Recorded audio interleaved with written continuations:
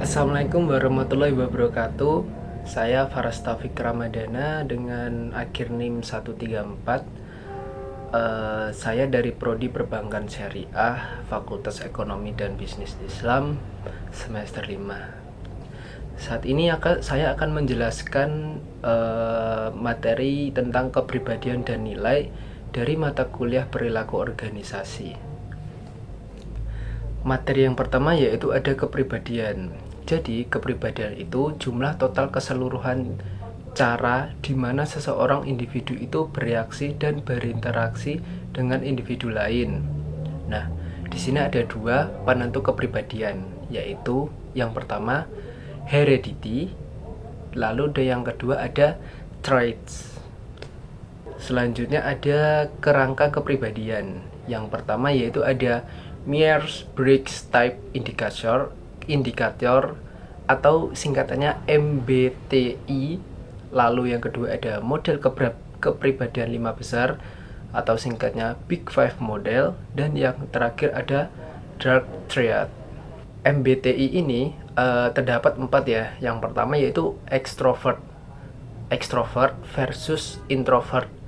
Individu dengan karakteristik ekstrovert digambarkan sebagai individu yang ramah, pandai bersosialisasi, dan percaya diri. Sedangkan kalau introvert ini individu yang tenang, pendiam, dan pemalu. Lalu yang kedua ada perasa versus intuitif. Tipe perasa biasanya digambarkan sebagai individu yang praktis dan lebih menyukai rutinitas dan urutan. Lalu mereka ini tuh berfokus pada detail.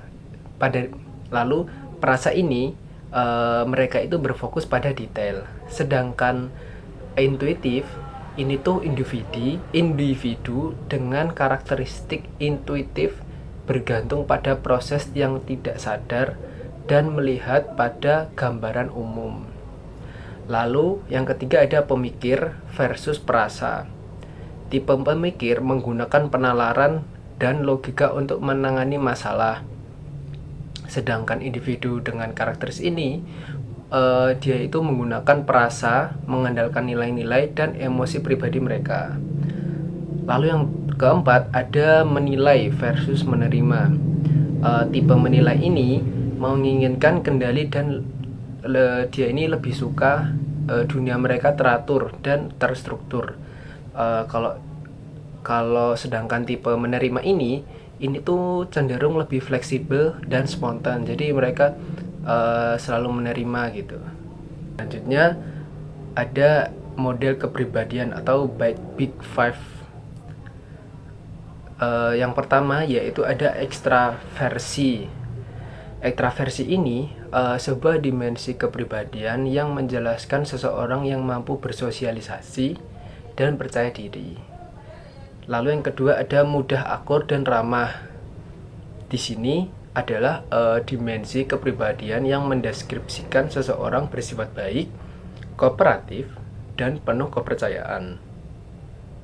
Lalu yang ketiga ada kehati-hatian, di mana dimensi kepribadian yang menjelaskan seseorang itu tuh bertanggung jawab, dapat diandalkan, dan teratur. Lalu keempat ada stabilitas emosional.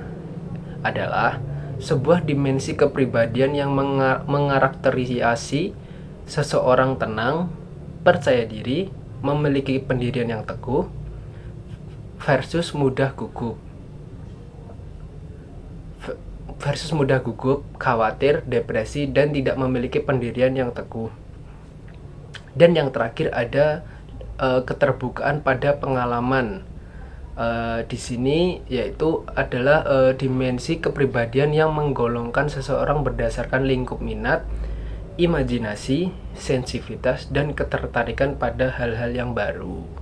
Lalu yang terakhir tadi, Dark Triad ini yang pertama yaitu ada Machiavellianisme. Sejauh mana seseorang individu pragmatis menjaga jarak emosional dan percaya bahwa tujuan dapat membenarkan cara-cara yang dilakukan. Lalu yang kedua ada narsisme. merupakan kecenderungan untuk sombong, memiliki rasa berlebihan atas pentingnya diri, membutuhkan kekaguman yang berlebihan, memiliki rasa kelayakan dan angkuh. Lalu yang terakhir ada psikopat. Di sini psikopat ini merupakan kecenderungan sedikitnya kepedulian atas orang lain dan kurang rasa bersalah atau menyesal saat tindakannya menyebabkan bahaya. Materi selanjutnya yaitu atribut kepribadian lainnya yang relevan. Yang pertama yaitu evaluasi inti diri, yaitu kesimpulan akhir yang dimiliki individu tentang kemampuan, kompetensi, dan nilai mereka sebagai individu. Lalu yang kedua ada pengawasan diri, yaitu suatu sikap kepribadian yang mengukur kemampuan seseorang individu untuk menyesuaikan perilakunya dengan faktor situasional eksternal. Dan yang terakhir ada kepribadian proaktif. Di sini kepribadian proaktif itu yaitu orang-orang yang mengidentifikasi peluang, menunjukkan inisiatif, mengambil tindakan, dan bertahan sampai perubahan berarti dan terjadi. Lalu selanjutnya ada kepribadian dan situasi. Yang pertama yaitu ada teori kekuatan situasi. Di sini itu teori kekuatan situasi itu teori yang mengindikasikan bahwa cara kepribadian bertranslasi ke dalam perilaku bergantung pada kekuatan situasi.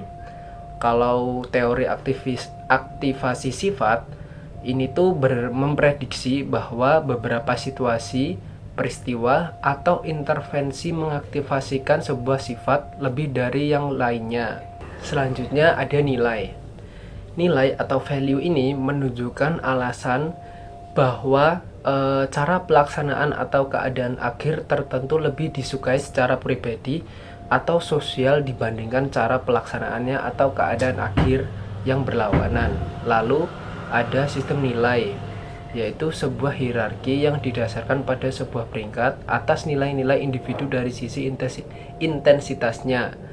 Nilai ini itu tuh penting karena memberikan fondasi bagi kita mengenai sikap, motivasi, dan orang-orang serta pengaruh persepsi tentang kita. Lalu selanjutnya yang terakhir materinya yaitu tentang hot state framework. Ada 5, yaitu yang pertama power distance.